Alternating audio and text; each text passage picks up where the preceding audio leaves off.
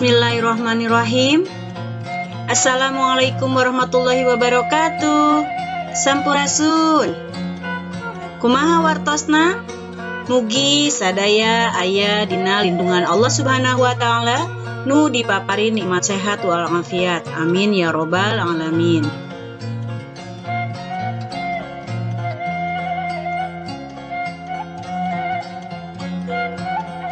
Patepang deui sareng Ibu Ida dina pangajaran basa Sunda kelas 3 ngeunaan kecap sabalikna nu aya di pangajaran 7 pamekar diajar basa Sunda kelas 3. Tujuan anu bade dicapai nyaeta murangkali tiasa ngalarapkeun kecap sabalikna kana kalimah.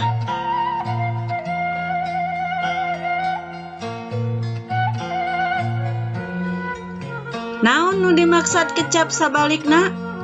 Kecap sabalikna nyaeta kecap nu miboga harti sabalikna atanapi lawan kata.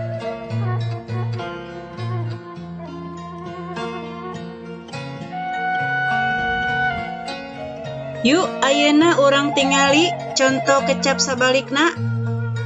Gede sabalikna leutik. Bersih sabalikna kotor. Lintuh sabalikna begang. Kandel sabalikna ipis.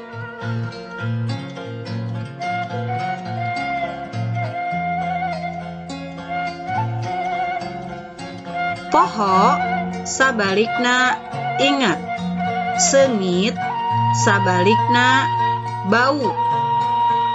Heureut sabalikna lega. Asak sabalikna atah.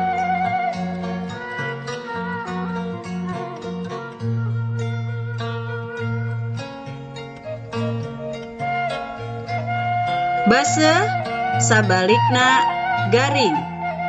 Handap sabalikna luhur. Nanjak sabalikna mudun.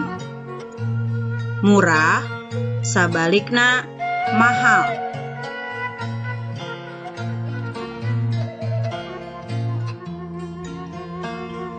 Contoh kecap sabalikna tadi tiasa dilarapkeun kana kalimah. Contona hiji. Ani mah awakna gede, teu siga Siti awakna leutik. Kecap sabalikna tina gede nyaeta leutik. Contoh kadua. Meser sapatu teh ulah nu mahal atuh, nu murah oge sae. Kecap sabalikna ti mahal nyaeta murah.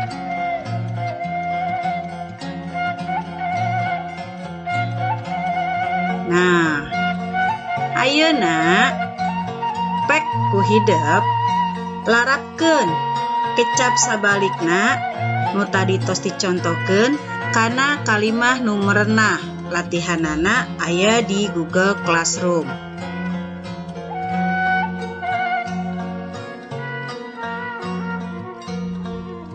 Alhamdulillahirabbil alamin. Mung dugi ka dieu pangajaran ngeunaan kecap sabalikna. Mugi tiasa nambihan ilmu nu barokah. Kirang langkungna nyuhunkeun dihapunten. Wabillahi taufik wal hidayah. Wassalamualaikum warahmatullahi wabarakatuh.